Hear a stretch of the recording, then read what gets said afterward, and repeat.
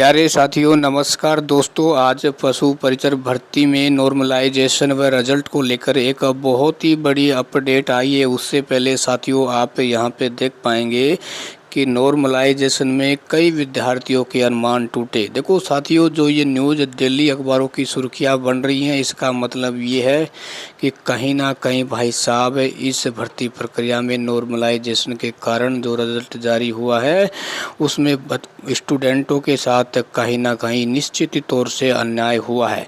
देखो social media पर भी इसकी आवाज़ है वो लगातार उठाना शुरू हो चुकी है।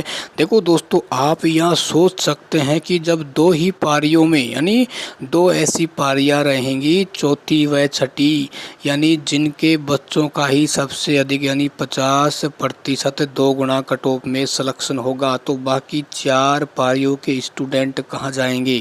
देखो दोस्तों, ये कहीं ना कहीं बोर्ड के सामने एक बहुत ही बड़ी, मैं कह सकता हूँ बोर्ड की या गलती हो सकती है, या फिर उसने जो नॉर्मलाइजेशन किया है वो ठीक प्रकार से नहीं किया है। और बच्चों की ये मांग है वो दिन प्रतिदिन बढ़ती जा रही है कि नॉर्मलाइजेशन दोबारा होना चाहिए, रिजल्ट है वो दोबारा जारी होना चाहिए।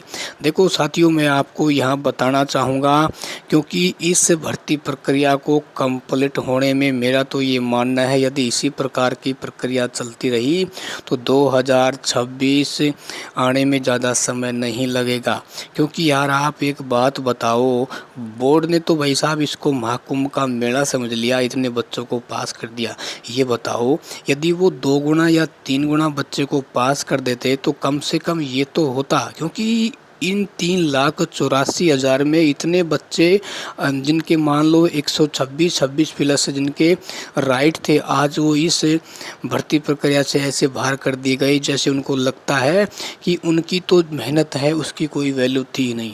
और मेरा ये मानना है इस भर्ती में काफ़ी ऐसे स्टूडेंट रहेंगे जिनके अच्छे नंबर होते हुए भी वो कहीं ना कहीं इस भर्ती प्रक्रिया से विलुप्त हो जाएंगे।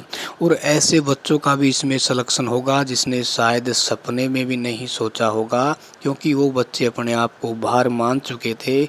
लेकिन कहीं ना कहीं जो बोर्ड ने नॉर्मलाइजेशन किया है उसके कारण उन बच्चों का यहाँ सिलेक्शन होता हुआ नज़र आ रहा है।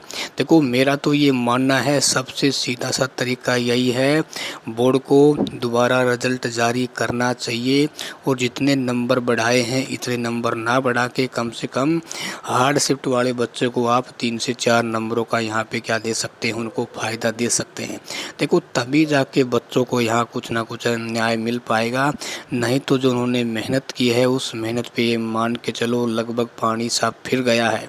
लेकिन साथियों, मैं आपको यहाँ बताना चाहूँगा, आपकी आवाज़ है सोशल मीडिया के माध्यम से साथियों गूंज चुकी है ना। मैंने पहले भी कहा था दोस्तों, ये सोशल मीडिया का युग है, इस दुनिया में कुछ भी हो सकता है सोशल मीडिया के माध्यम से, और कहीं ना कहीं बोर्ड को झुकना पड़ेगा।